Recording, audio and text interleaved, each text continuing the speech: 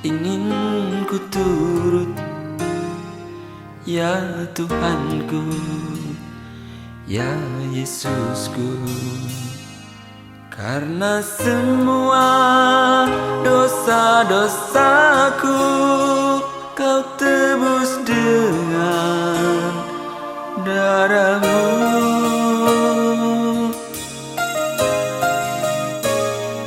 Meskipun di dunia ini ku peroleh segala-galanya, namun yang selalu ku rindu hanyalah ketika kami datang ke bait kudus-Mu Tuhan, dan ketika kami merasakan hadirat-Mu Tuhan, betapa kami beruntung dan bersuka cita Tuhan. Terima kasih Tuhan, terima kasih. Haleluya.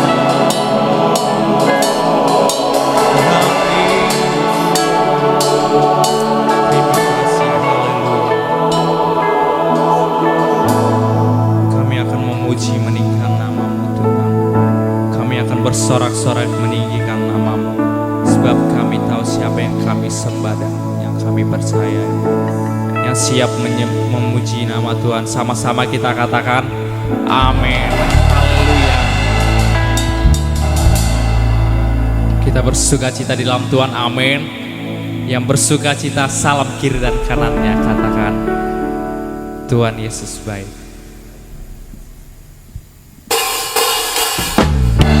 Kita memuji Dia, sebab Dialah Tuhan kita yang maha besar dan agung dan mulia. Kita terbangkan kepada Dia. Haleluya.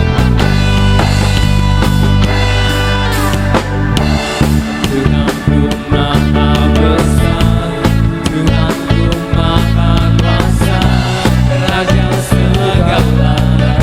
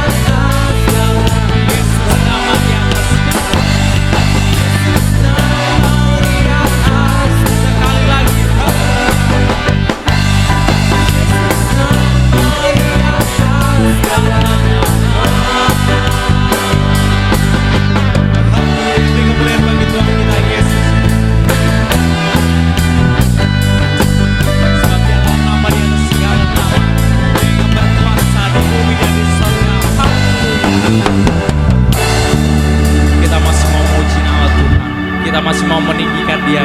Kita masih mau bersuka cita bagi dia, sebab langit dan bumi memuji nama dia. Haleluya. Semua makhluk di bumi menyembah dia, memuji dia. Haleluya.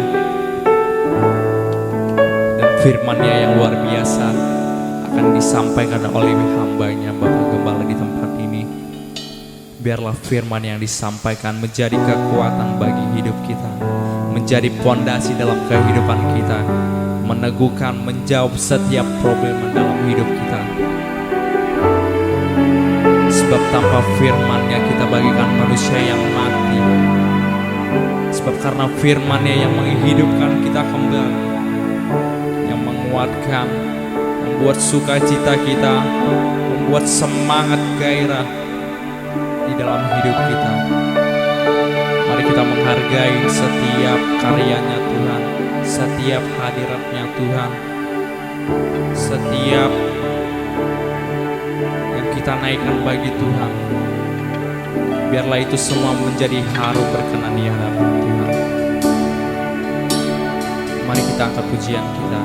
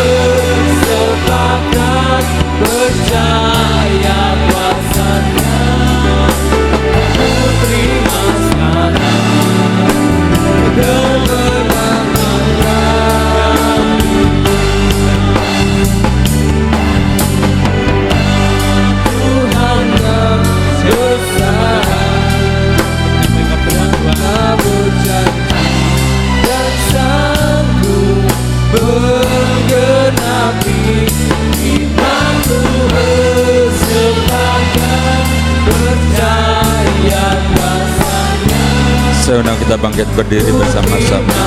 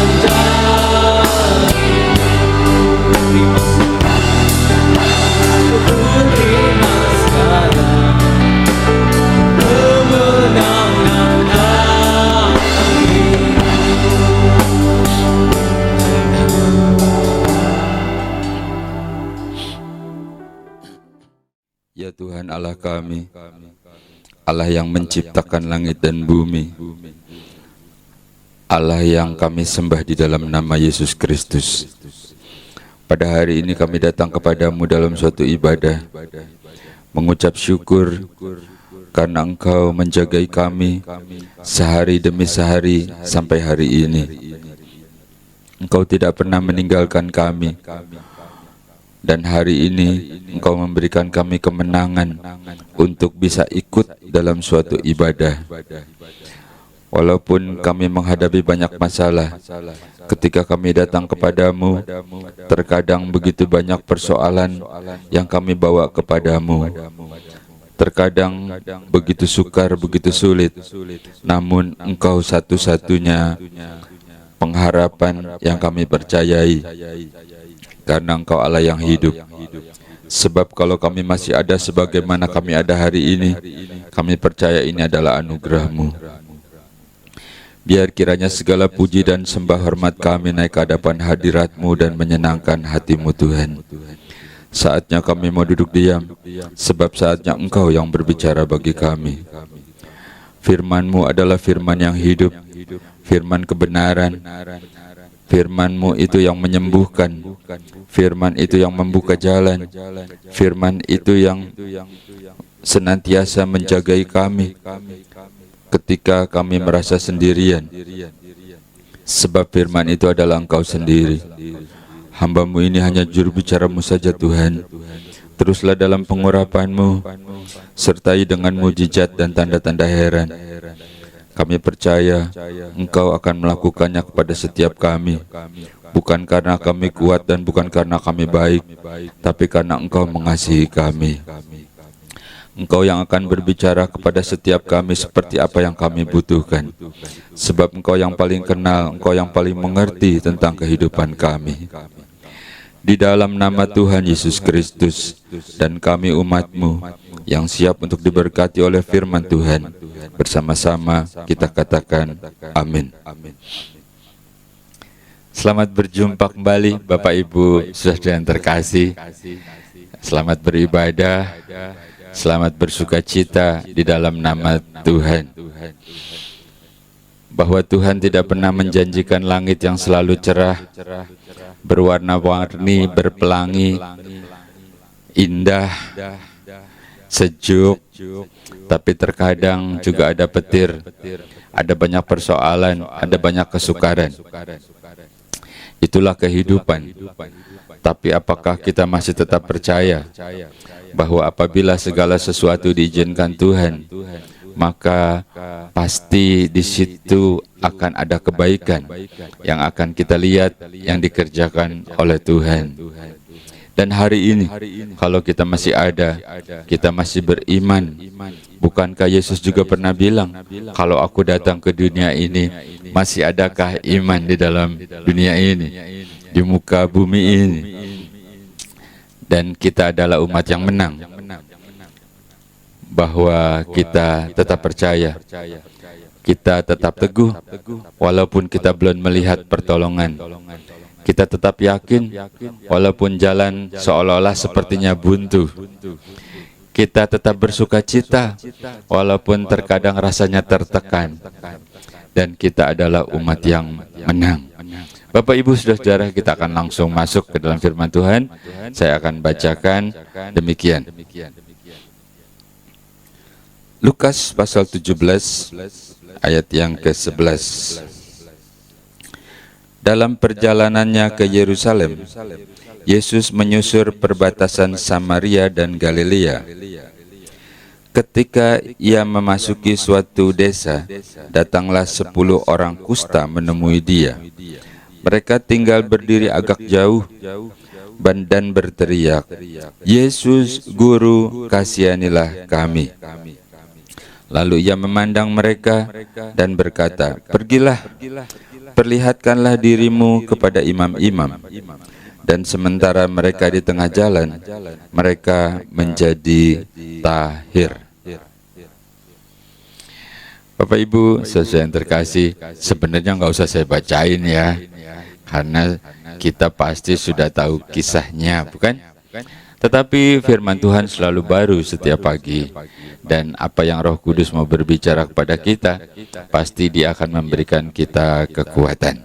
Dan syukurlah kalau kita sudah tahu kisahnya, jadi lebih mudah bagi kita untuk mengikuti kemana arahnya Roh mau berbicara, kemana arahnya tiang awan dan tiang api istilahnya ya. Kita harus mengikuti, jangan kita tidak ikuti. Kalau kita tidak ikut, nanti kita tertinggal, lalu kita berada di dalam kegelapan. Oke, kembali lagi kepada pembacaan. Yesus lagi jalan melewati suatu perbatasan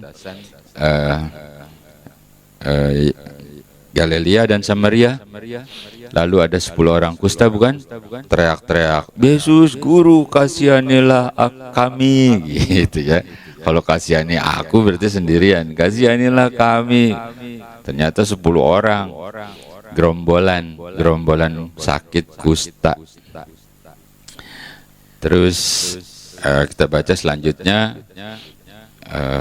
Yesus bilang, ya, kamu perlihatkan sono sama imam, gitu ya. Kita sudah tahu sih kisahnya, jadi gampang ya. Terus lalu ketika dia lagi jalan gitu, akhirnya sembuh, gitu ya. Nah, Bapak Ibu Saudara, penyakit kusta itu kita tahulah saat itu adalah penyakit yang momok deh. Pokoknya aduh kalau bisa jangan sakit kusta deh, sakit yang lain kayak gitu ya. Kenapa begitu? Bukan soal kustanya, bukan soal penyakitnya, tapi efeknya itu loh. Efeknya adalah dikucilkan tuh, dihina tuh. Terus orang nggak mau dekat, jauh-jauh sono, nggak boleh dekat-dekat, gitu. Itu efeknya itu. Jadi diasingkan gitu. Wah, itu paling menderita tuh. Itu menderita banget. Jadi itulah yang diderita. Tapi bukan sendirian. Ada kau juga nih kita. Gitu ya. Ada lagi. Akhirnya 10 ngegerombol sama-sama menderita. Gitu ya. Nah, 10 orang ini nggak disebutkan berapa lama dia sakit kusta. Ya mungkin sampai mati lah gitu. Kalau nggak salah sampai pada copot-copot gitu ya. Pokoknya saat itu adalah penyakit yang sangat seperti kutukan lah gitu. Kalau kita terjemahkan secara bebas ya. Nah, ketika Yesus lewat, lalu 10 orang ini teriak, Guru, kasihanilah kami, gitu ya. Yesus ngerti apa enggak? Yesus ngerti. Dia nggak bilang, Guru, kami kusta nih, tolong dong sembuhin. Gitu ya, mestinya gitu dong ya. Guru, nih kami nih, aku nih butuhnya ini, tolong dong, gitu. Tapi dia bilangnya tuh, Guru, kasihanilah kami. Dan Yesus mengerti. Yesus paham. Walaupun dia ngomongnya kayak gitu, Yesus tahu apa yang dibutuhkan oleh 10 orang itu. 10 orang itu pasti pengen sembuh. Halo? Kalau saudara butuhnya apa sih? Kan saudara berdoa, ya Tuhan, ya Allah di dalam Yesus Kristus, sambil banyak masalah nih gitu ya, sedih gitu ya. Kalau ibu-ibu tuh nangis kan ibu-ibu biasanya. Tuhan tolong dong kasihanilah aku nih Tuhan, gitu. Tuhan tahu nggak? Tuhan tuh tahu, gitu ya. Nah, si kusta itu juga bilang tuh, Guru kasihanilah kami. Yesus tahu bahwa dia ingin sembuh. Itu yang dibutuhkan. Lalu Yesus bilang, kita sudah baca tadi ya, oh begitu maksudmu, kata Yesus ya. Oke lah, gitu ya. Oke lah, gitu. Mungkin kalau bahasa kita ya. Oke lah. Kalau begitu, sekarang nih kau berangkat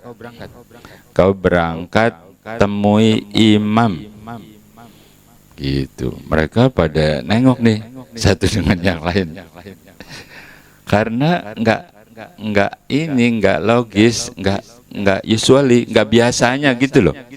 Biasanya kan Yesus apa dipegang palanya, ya, dibestrap, apa kayak si buta tuh dicolek-colek tanah, diludahin, diusap-usap gitu ya.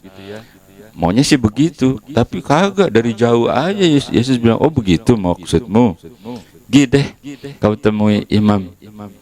Gitu. Jadi mungkin menurut saya nih ya, si kusta itu sempat mikir-mikir. Iya dong, yang sakit kan badannya, otaknya mah masih mikir dong. Ya, halo. Dia mikir. Dijawab sih dijawab, tapi disuruhnya kok temui imam. Ini bertentangan banget nih. Kalau begitu ketemu imam, kalau diterima, ya. Kalau malah diusir, malah lemparin batu, ya. Wah, imam jangan-jangan udah 10 orang ngapain kau? Udah di sana aja diasingkan di padang pasir gitu. Kesian orang sakitnya begitu ya. Kan mikir juga dia, aduh, kok Yesus nggak masuk di akal nih? Ini kok bertentangan perintahnya dengan logika aku tuh, bertentangan banget nih Yesus. Gitu ya. Jadi punya pikir, berunding, diambil kesepakatan, mulai cuman satu yang setuju, lalu mulai tambah 2 berunding lagi. Akhirnya karena si ke-10 kusta itu ingin sembuh, jadi mungkin ada salah satu, oke lah, kalau gitu kita patuhi saja, karena ini adalah perintah langsung dari Yesus. Kita patuhi saja karena kita ingin sembuh. Jadi akhirnya ke-10 orang ini berangkat untuk mematuhi perintah Allah. Dan di tengah jalan, ya, waktu jalan, dan mungkin waktu pertama kali jalan belum sembuh, tapi dia kuatkan hatinya. Ya, yang satu, jangan-jangan nih, ayo tetap bertahan saudaraku, jangan kita jadi lemah, ayo tetap bertahan, itu adalah perintah Yesus, itu Allah berfirman demikian. Yang satu lagi, yang sebelah, 10 nih Bapak Ibu saudara, bukan sendirian, 10 ya, 10. Jadi yang sana lagi mulai, aduh gimana ya, ini kita coba deh, kita berpikir lagi, coba deh direnungkan lagi, mungkin gitu ya. Lalu yang sebelah sini, ayo kita kan sudah setuju nih, pokoknya kita ingin sembuh, lalu kita ingin mematuhi perintah Allah. Kuatkan hatimu, kuatkan imanmu, ayo berangkat lagi ya. Makin lama makin dekat, dia kaget. Ternyata apa? Iya ya, kan kita udah baca ya, ternyata sembuh. Lalu dia ngadep imam deh, ya. Awalnya kan ngadepnya nggak tahu mau ngomong apa nih ntar. Begitu ngadep, dia belum ngomong, mungkin si imam udah bilang, wih, kalian ini saudara-saudaraku, gitu ya. Rupanya kau sudah sembuh ya? Iya, aku sudah sembuh nih, gitu. Dan seterusnya.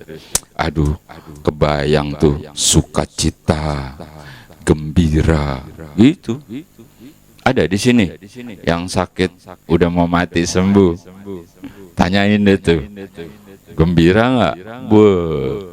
Tadinya tuh saudara-saudaranya, datang lu, ntar nggak ketemu lagi lu. Begitu. Bayangkan kalau yang sakit itu dengar, apa nggak sedih? Tapi Tuhan itu ajaib. Apa yang sukar, apa yang sulit, apa yang tidak mungkin bagi manusia, bagi Tuhan itu mungkin. Nah, si kusta ini sembuh. Banyak contoh-contoh di dalam firman Tuhan. Jadi kita harus selalu kuat. Jangan baru masalah, ya udah putus asa, ya udah stres, marah-marah, atau stres nggak mau makan, ya yang kerja karena masalah pekerjaan stres nggak mau pulang, dia malah ngopi-ngopi sampai tengah malam, padahal istrinya udah masakin masakan kesukaannya, dia nggak mau pulang gara-gara stres. Coba bayangkan. Jadi Allah itu memikirkan. Walaupun si kusta cuma bilang, kasihanilah aku, tapi Yesus tahu. Kita baca lagi ya, kita bandingkan ya. Mari kita baca.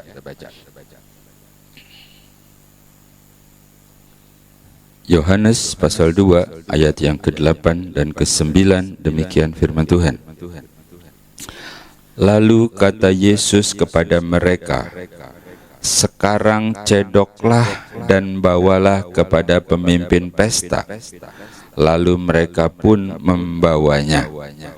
Setelah pemimpin pesta itu mengecap air yang telah menjadi anggur itu, dan ia tidak tahu dari mana datangnya, tetapi pelayan-pelayan yang mencedok air itu mengetahuinya, ia memanggil mempelai laki-laki.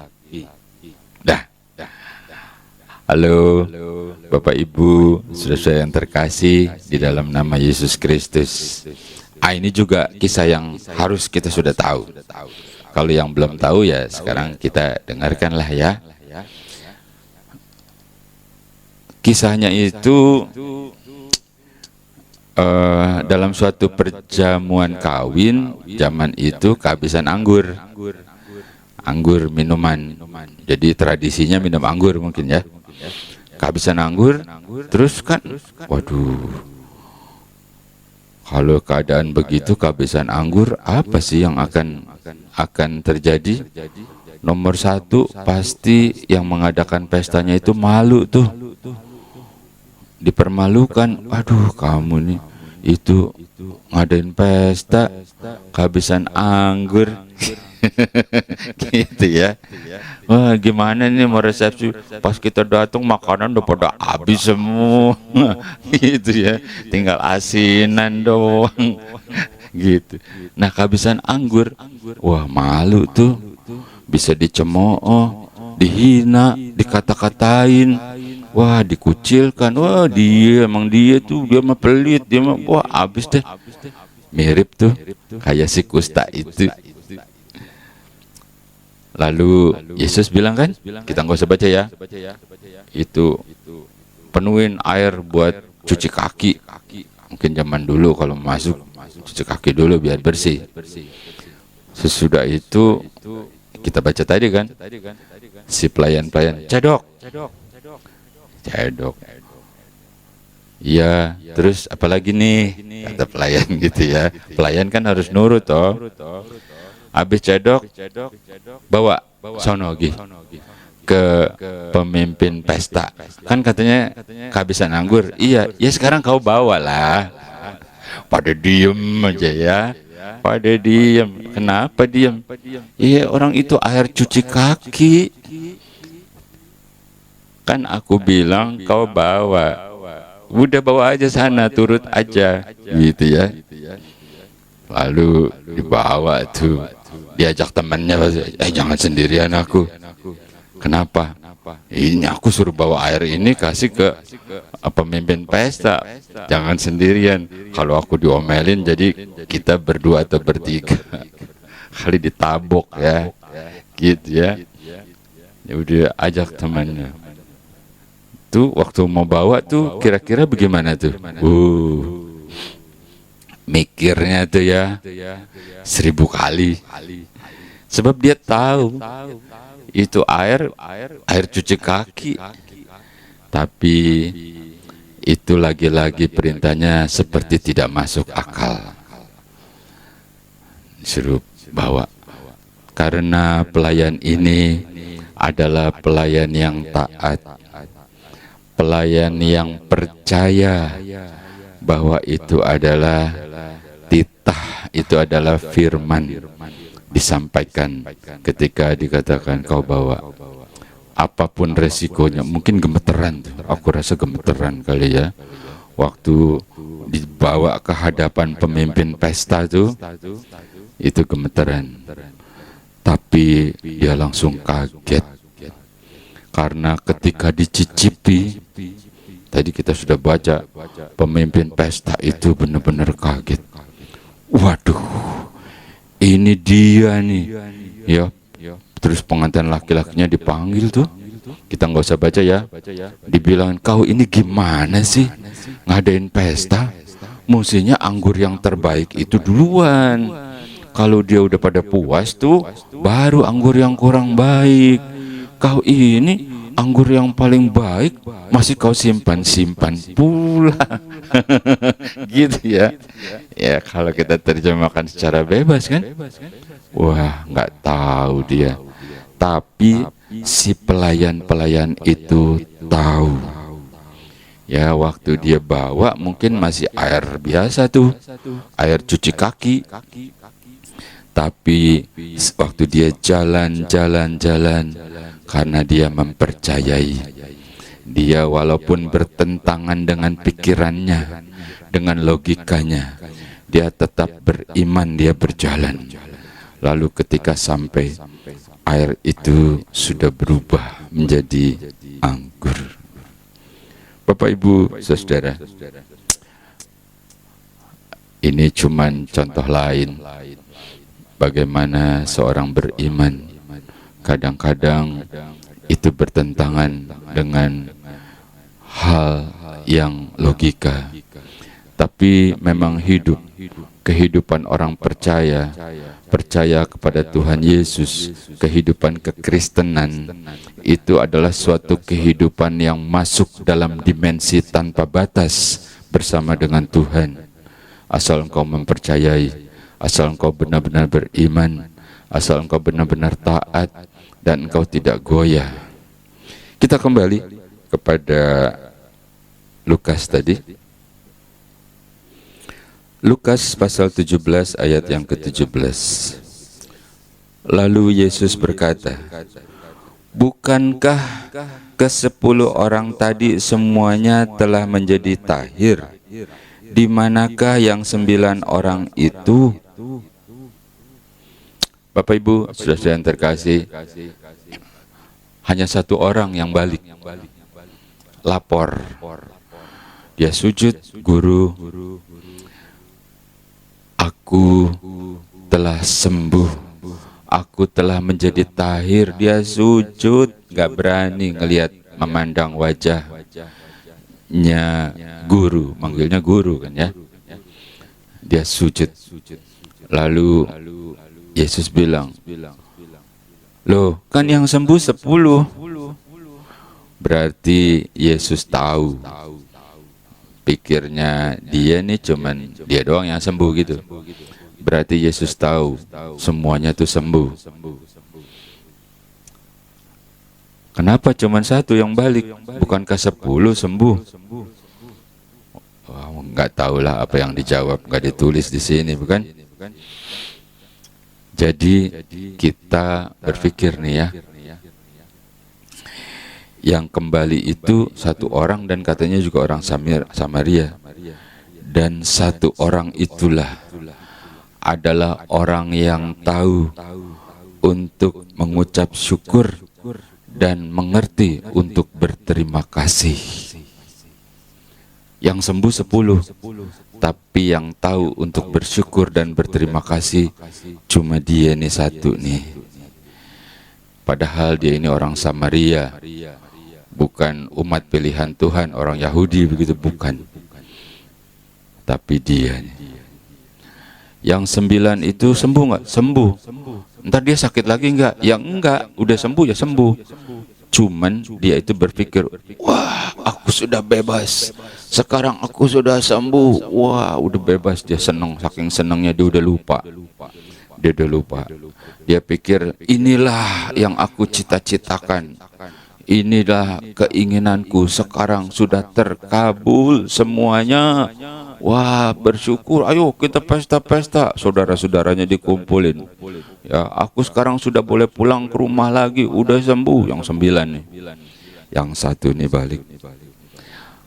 Yesus bilang, kan 10, kenapa cuma 1?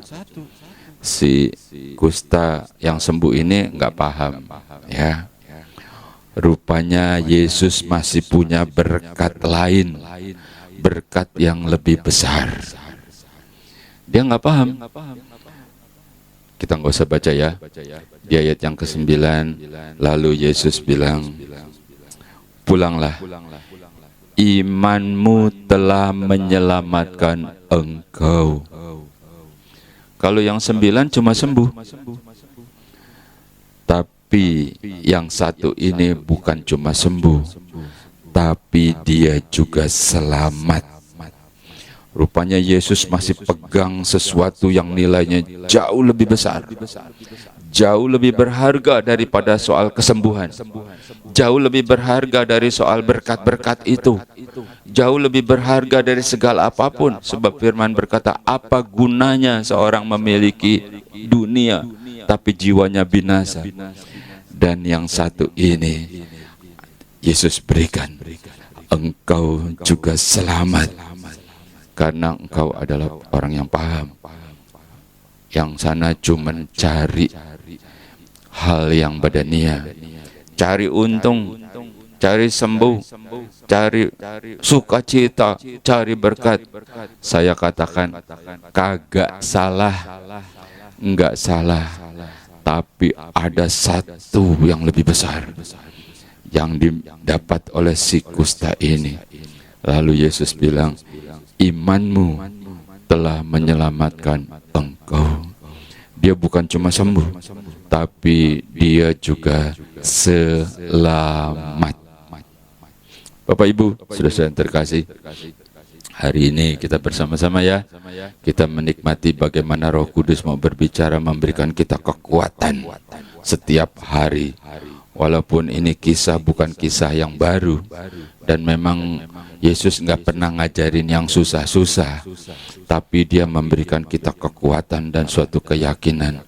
Mungkin ada di antara kita yang mulai goyah, baru masuk beberapa saat saja, ya baru juga di bulan-bulan awal, perjalanan masih panjang. Kalau Yesus belum datang, berarti kita harus jalan terus. Dan jangan kau berjalan sendiri. Ya mungkin ada penyakitmu, ada luka-luka batinmu, mungkin ada rasa berbagai macam yang menyakitkan dan menekan. Engkau harus berjalan bersama dengan Tuhan Yesus. Karena ketika engkau berjalan, sambil berjalan engkau akan menikmati banyak hal-hal baik. Dan juga keselamatan adalah milikmu. Si kusta itu yang satu orang, dia sembuh dan selamat. Jadi jangan cuma diberkati, jangan cuma disembuhkan, jangan cuma sukacita, jangan cuma dipulihkan. Ingat ada satu lagi yang dimiliki oleh Yesus dan sudah diberikan kepada kita, yaitu keselamatan. Pantas aja Rasul Paulus bilang, kerjakan keselamatanmu dengan takut dan gentar. Jangan sampai terlepas, jangan sampai terhilang cuman gara-gara hal-hal sepele. Nggak ada lagi tuh tersinggung, kecewa, putus asa, sudah tidak ada. Kenapa? Karena Yesus ada di dalam kehidupan kita. Oke? Bapak Ibu sudah tetap semangat ya. Maju terus. Tuhan Yesus memberkati. Mari kita bersekutu di dalam doa. Pada akhirnya adalah ucapan syukur. Kalau hari ini kami masih bisa bersekutu dan kami masih mendengar suara-Mu, merasakan kehadiran-Mu, memberikan kehangatan, memberikan kekuatan, dan kasih-Mu masih terus ada bersama dengan kami.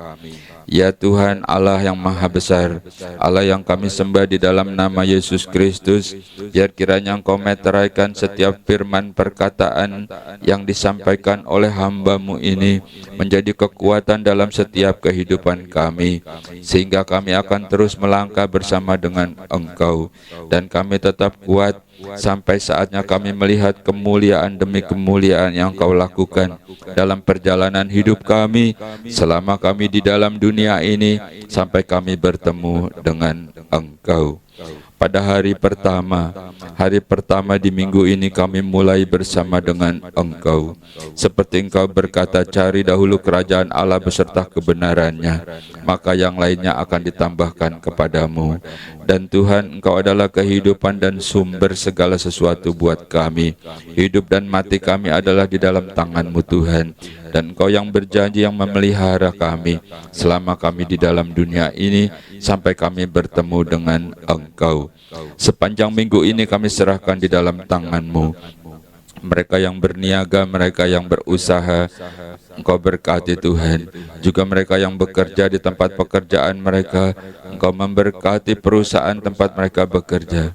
Anak-anak kami yang masih kuliah, yang masih sekolah, kami serahkan sepenuhnya di dalam tangan-Mu Tuhan. Kami percaya bahwa anak-anak kami adalah milik-Mu yang Kau percayakan kepada kami. Itu sebabnya Engkau yang akan merajut masa depan yang terbaik bagi mereka. Yang sudah tidak bekerja, yang sudah retired ataupun sudah istirahat panjang juga Tuhan. Berikan kesehatan, cukupi dengan cara-Mu yang ajaib. Berkati anak-anaknya, mantu sampai cucu-cucunya Tuhan. Sehari demi sehari kami jalan bersama dengan Engkau, sampai kami bisa melihat anak-anak dari anak-anak kami tumbuh dewasa dalam iman, dalam kasih dan percaya. Dan terima kasih buat kemenangan hari ini Tuhan. Kami percaya Engkau terus bersama dengan kami, dan kembalikan kami pada saat berikutnya seperti hari ini, saat kami berkumpul dan bersekutu dalam suatu ibadah, dan Engkau memberkati kami dengan iman, dengan sukacita. Terima berkat Tuhan. Bersama-sama kita katakan amin.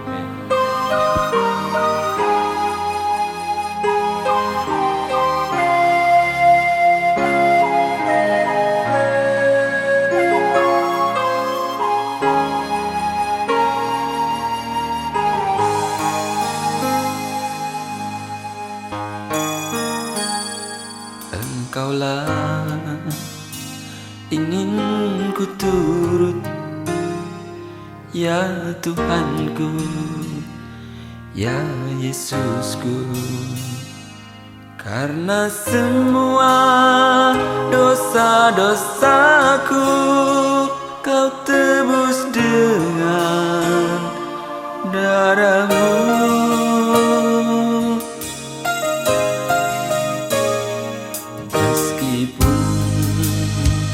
Di dunia ini ku peroleh segala-galanya, namun yang selalu ku rindu hanyalah kasih-Mu Tuhanku.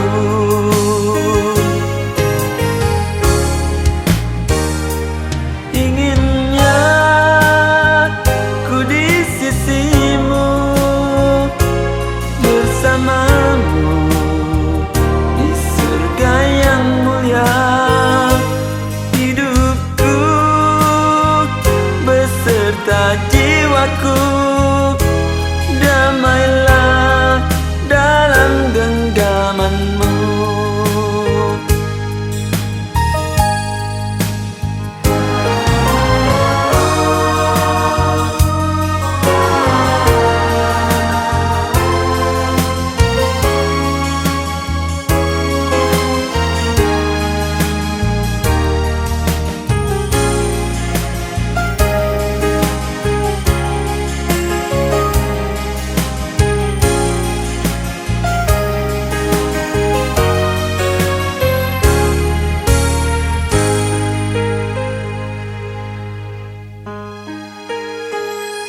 Meskipun di dunia ini ku peroleh segala-galanya, namun yang selalu ku rindu hanyalah kasih-Mu Tuhanku.